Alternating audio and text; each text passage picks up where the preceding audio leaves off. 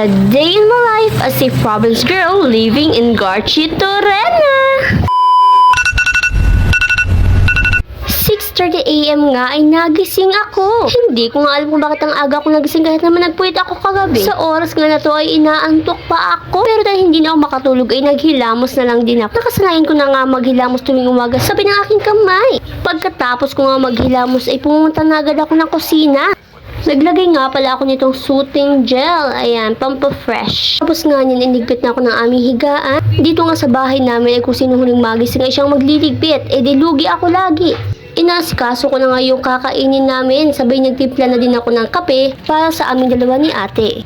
Sino ko nga itong tubig sa thermos kung mainit pa. Abay, mainit nga. Greatest white nga pala ang ating coffee for today. Pagkatapos ko nga magtimpla ay pumunta na agad ako sa sala.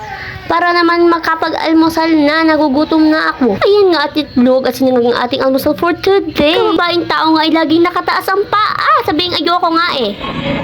Kung ayaw mo sa akin, ayaw ko din sa'yo.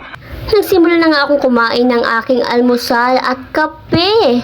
At ilo nga dito sa aking bunsong kapatid na laging late. Abay, kapatid ko nga siya. Pagkatapos ko nga mag-almusal ay pumunta na agad ako ng kusina para naman uminom ng tubig. Lagi mo pala tayo uminom ng tubig at mag-toothbrush. Pagkatapos nga niya pumunta na ako ng sala para naman mag-ayos.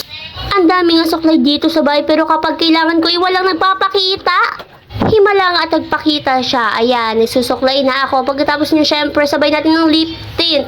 Aura. Magduyin nga pala ako saglit, sabay nagpahangin. Pagkatapos ko nga magduyin, ay chinek ko naman yung aking tanim. Yung pechay kahapon ba? Next ko lang itong pamangkin kong danceries. Nga palang naman ang wallet ko. Malapit na nga pala mag-lunch, kaya ayan naman nagluto na tayo ng ating ulam for today. Adobo nga pala ang ating lulutuin. Prepare ko nga pala muna lahat ng ating kakailanganin. Ito nga pala yung ilan sa sangkap na ating gagamitin. Dahil nagtitipid tayo, ilagyan na maraming sili para naman konti lang makakain. Ayun na siya at hinugasan ko na pala yung karne. Magluluto tayo ng adobo. Magandang po sa ating lahat. May baliw dito oh. Sobrang init na mahangin na hindi mo maintindihan. At dahil nga gutom na ako, yung kakalagay pala luto na agad. Naghain din pala ako ng ulam tsaka kanin. At sabay na kami kumain ng ate ko.